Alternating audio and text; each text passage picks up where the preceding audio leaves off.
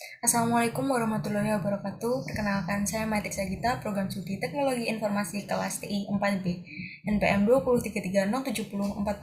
Di sini saya akan menjelaskan terkait cloud computing.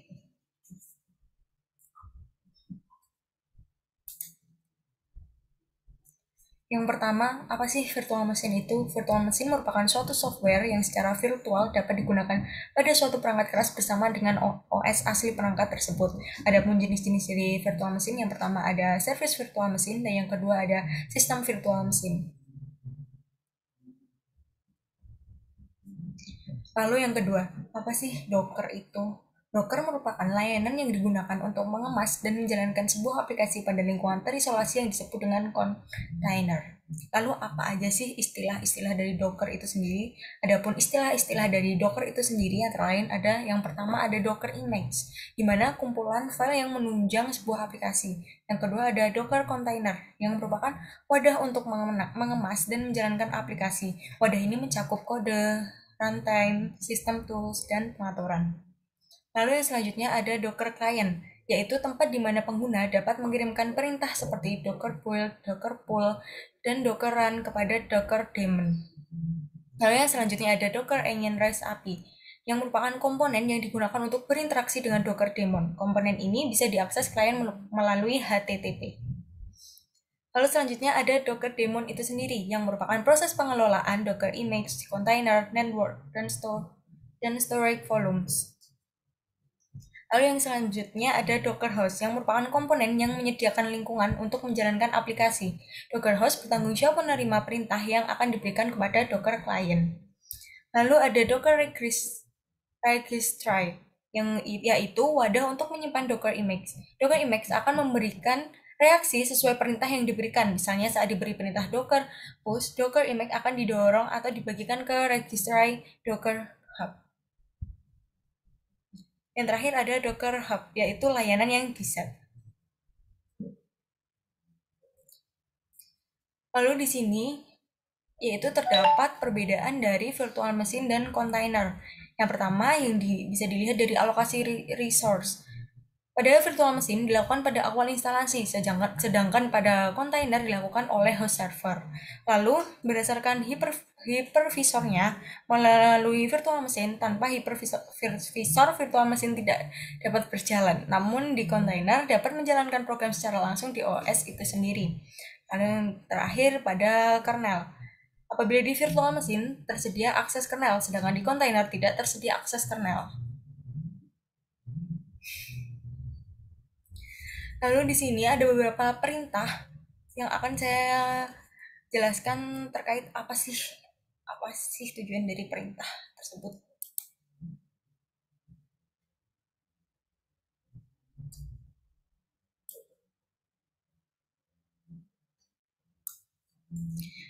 Perintah yang pertama yaitu ada sudo usermod min a g docker $user, yang dimana perintah ini berfungsi untuk menambah user tanpa menggunakan sudo.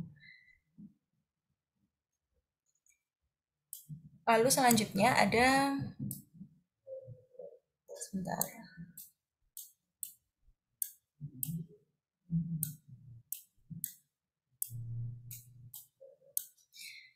Lalu yang di selanjutnya yaitu ada Docker version ya.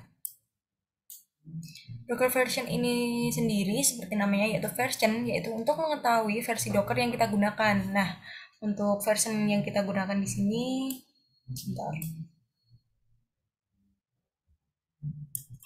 Ini.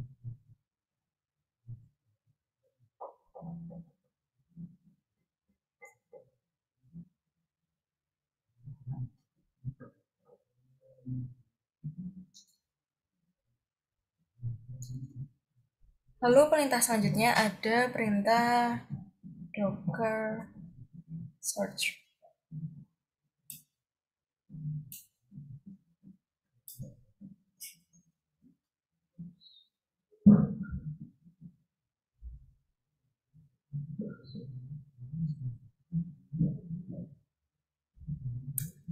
Di mana perintah ini bertujuan untuk mengetahui apakah PHP 7.2 ada di dalam Docker.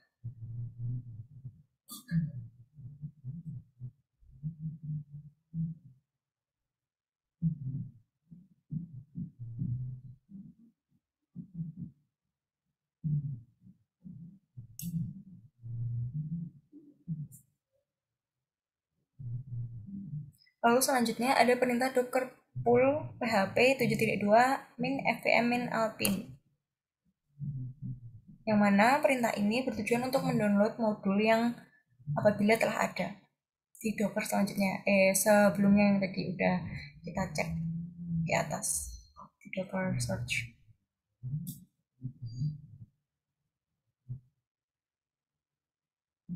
Nah ini ya, lagi proses mendownload. Kita next.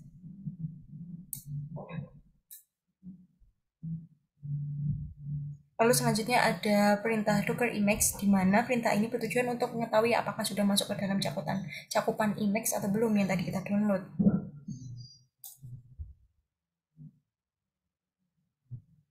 Nah, ini udah masuk di repository.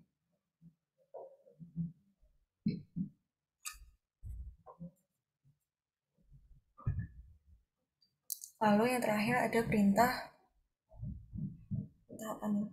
Docker ps, di mana perintah ini bertujuan untuk mengecek container yang ada di dalam Docker. Lalu selanjutnya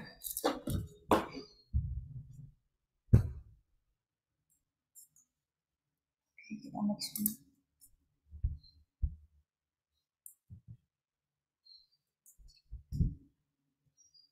Nah, ini di sini adalah langkah-langkah untuk mengaktifkan nested virtualization.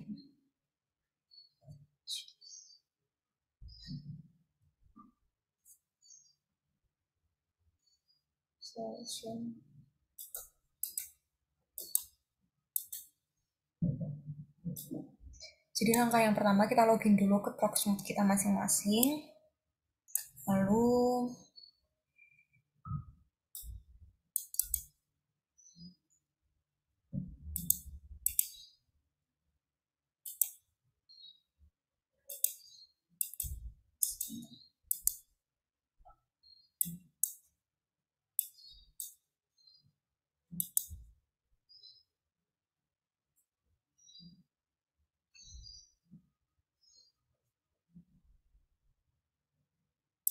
sebentar, ini masih gagal ya, kita coba pakai yang langsung komen.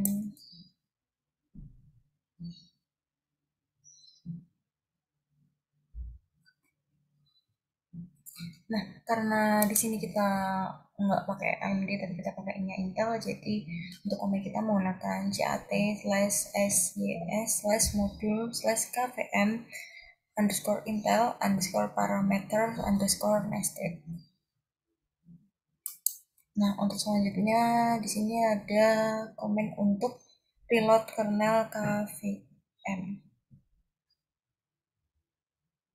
Yang pertama, mod probe min r kvm underscore intel yang digunakan untuk mereload kernel kvm.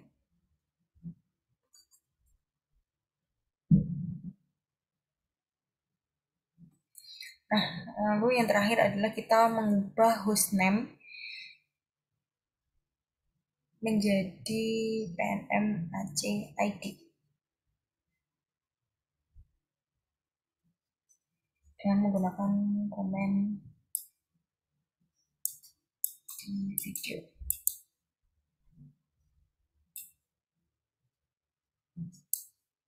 Nah, oke, udah berhasil ya. Sekarang kita bisa log out.